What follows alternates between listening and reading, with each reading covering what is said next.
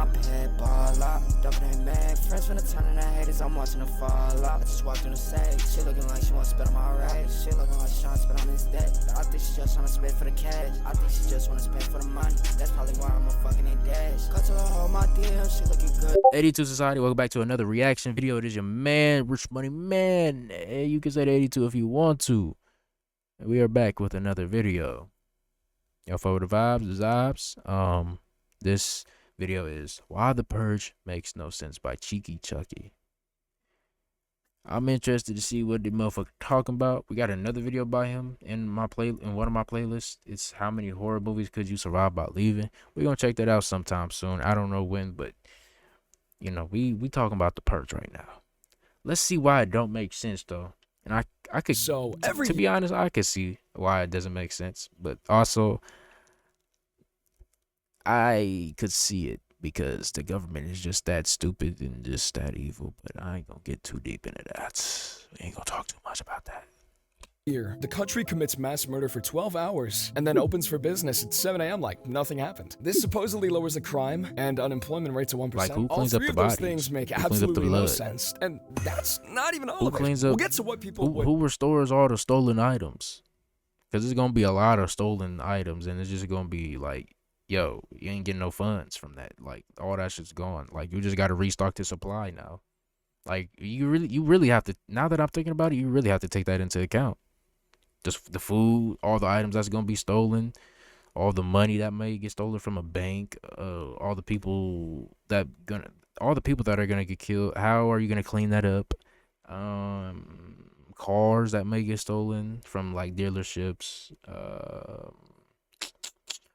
Shit, people could potentially try and get into like government files if niggas is like, if there's certain people like that are willing to risk that. But to be honest, that's probably gonna be guarded. So yeah, nah, that's off the list actually. But you know, it's a lot of things though. Like, just like the aftermath of everything. Like, is this like a whole entire community thing? Like, everybody that participated and that have, like, you know, things to clean up, like blood, dead bodies. We all participate in doing that aftermath. Or after the fact we do that. After the fact of the purge, I mean, is what I'm trying to say. You know, we all just start cleaning up and shit, which I don't know. That just seems weird and just feels a bit like, hey, yo, like, that's a bit disturbing. actually do if the purge happened, Feel because we're about to make dystopian the best about it. purge plan out there. But More than let's dystopian. zoom in on That shit those sounds 1% horrific, numbers actually, first, because bro. that is the only reason the purge gets to exist in the first place. Every year, or I suppose every year, the new founding fathers get on TV and say the same two things. Crime is down to 1% and unemployment is down to 1%. One night of murder and the county runs clean all the way to next March. The crime part I can kind of go along with. Give everyone one night to go absolutely nuts and maybe they behave after. The jobs part is where I got stuck. How does killing people fix unemployment? Somebody gets murdered on Purge Night, that frees up a job somewhere? For who? Everyone at the job was also out murdering. Well, I win and looked at what the movies actually say, cause in anarchy, you find out the government runs its own death squads, drives them into the poorest neighborhoods, and does a big chunk of the killing itself. Oh, now, wow. it makes a lot more sense. The point is to get rid of the poor, and a lot of the poor are the people without jobs. You can't be counted as unemployed if you're dead. Clear out enough poor people every March, and the number goes down on its own. That also wrecks the rest of it, though. Collateral damage amongst the same people will also get people working the cheap jobs and renting the cheap apartment killed. Now, kill a load of them off every year, and, you know, you've got fewer workers, empty buildings, landlords with nobody paying rent or giving tips. Not exactly the roaring economy they keep putting on the poster, and we still haven't talked about what actual purges do to people and companies. Just wait a little bit for that. The number says 1%. So, as far as the TV's concerned, it worked, but is that really the case? Hear me out, cause maybe the broadcasting is propaganda. Right now, I'm still trying to make sense of it. And I think there is more propaganda hidden in the rules. First one, you can only use weapons up to class 4. Anything bigger than that stays banned. So, on the night where all crime is legal, there's a list of weapons you're still not allowed to touch. A free-for-all with the banned equipment list. Sure, no one would break the rules. And guess who still gets the big stuff? Those government squads from a minute ago roll in with full military gear. So the poor end of town is down there with kitchen knives and handguns when the guys sent to kill them showed up with the good weapons. Really fair. But that's not the rule I have a problem with. The one I do have a problem with is the rule that top-rated American government officials can't be purged, immune, which means the people who invented the night where anyone can kill anyone wrote themselves out of it. It's like the government deciding to change the age which you can get a driver's license from 16 to 18. The people it influences can't vote, and the people that can vote are already allowed to drive. Now, if the purge is really this big release valve for people who feel powerless, the most obvious target is the government making their life miserable. Who do the poor and unemployed usually blame? Yeah, the government. Who did the wealthy blame for not allowing them building permits for like mega mansions? The government. That's the one door they bolted shut. You can aim your age to, like, you know, anybody, as long as it isn't the people actually running things. Then election year, you know, they go and prove it for me. They scrap the immunity rule for one night, specifically so they can go after a senator who's campaigning to end the purge. But why is he my shit lagging, dude. Yo. Come on, make it through, baby. We on the last video, baby. Trust me. anyone even staying around in the first place? You know the exact date, same slot every year, March 21st, 7 p.m. to 7 a.m., 12 hours, and it's done. Nobody wakes up that morning going, oh no, is it today? So the obvious move is to just not be there. Book a little trip, leave the day before, roll back in the day after. And the purge is an American thing, so you don't even have to go far. Canada's like right there. Sit in a motel across the border and watch the whole thing on the news from a country where nobody's legal. Okay, I didn't know it was just the rich could do this without thinking. I didn't know this was just a U.S. thing. I thought this was like global, like everywhere going on. This shit is everywhere. It don't matter where you go. Plane ticket money is nothing to them. Though if you're booking last minute, you need a fortune to leave. But what does the guy in the first movie do? Ethan Hawke's character got rich selling purge security systems, big lockdown shutters, the whole setup. He made his money selling other rich people the gear to seal themselves in. And on the night, this guy, who can fly anywhere on Earth, decides to sit inside his own house behind his own shutters and just hope it holds. Why? Yeah, he on some dickhead shit. You sell the shutters. God damn, why is it lagging though? What's up?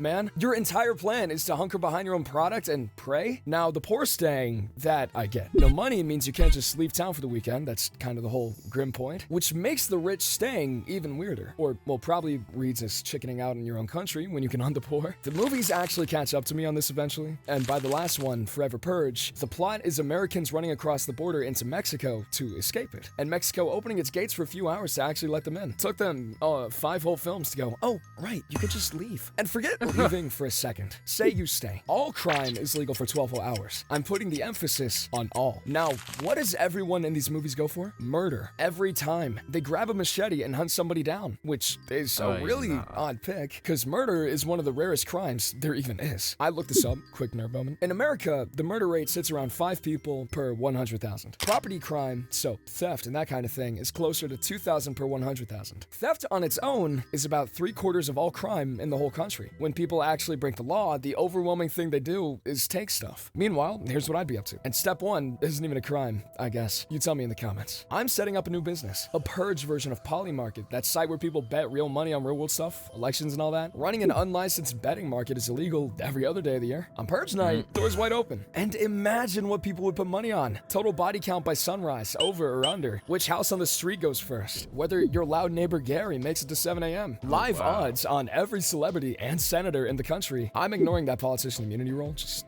you take a slice of every single bet, you lay a finger on nobody, and you wake up richer than anyone who spent the night swinging a hammer. The house wins, and for one night, the house is fully legal. You don't even have to pay anybody because there are no laws, remember? Then, while that's putting money in the background, I get to work. Start easy. The purge lands on March 21st. You know what else is happening in March? Tax season. You've got from January to mid-April to file, and they've handed you one legal night smack in the middle of it. So, you sit down, cook the books, file the most beautiful made-up tax return anyone's ever seen, and there's not a thing the IRS can do about it. The IRS will owe me millions. It was legal when I filed it. Then I'm off to a notary I bribed, because anything you sign that night still counts the next morning. Forge a couple property deeds and wake up legally owning a skyscraper. Forge a will and become sole heir to some billionaire who's, unfortunately for him, still very much alive and confused. Then the bank. Fuck no, I'm not robbing it. Not with a shotgun, that's amateur hour. Get into the records. Delete my mortgage, wipe the student loans, and while I'm in there, add a few zeros to the balance. It's it's legal, you know? real? Feeling greedy? Oh my Forge the gosh. CEO's signature on an ownership transfer and stroll out legally owning Apple. Print yourself onto the filings of every company you want. Rank the whole stock market before it opens back up. And then,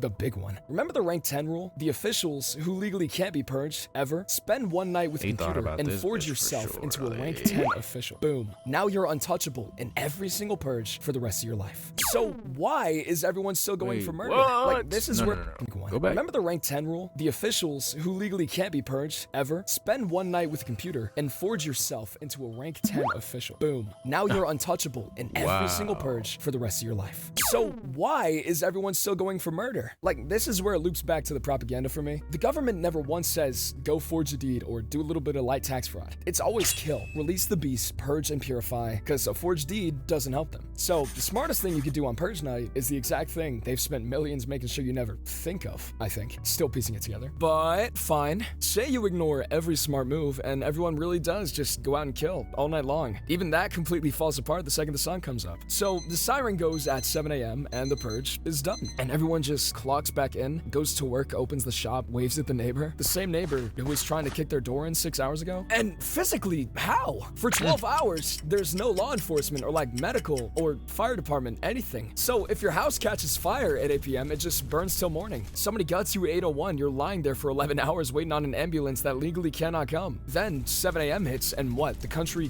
flips a switch and it's a normal Tuesday? There are thousands of bodies in the road. Buildings burned to the ground, cars flipped, shops smashed, whole blocks Yeah. wrecked. Who's cleaning that up? Is there a big national street sweep every March 22nd? glad- Some poor guy with a mop and a bin bag going door to door? Wait, hold up! I'm glad he's covering all this because I said like a piece of it and he's just saying the whole damn cookie.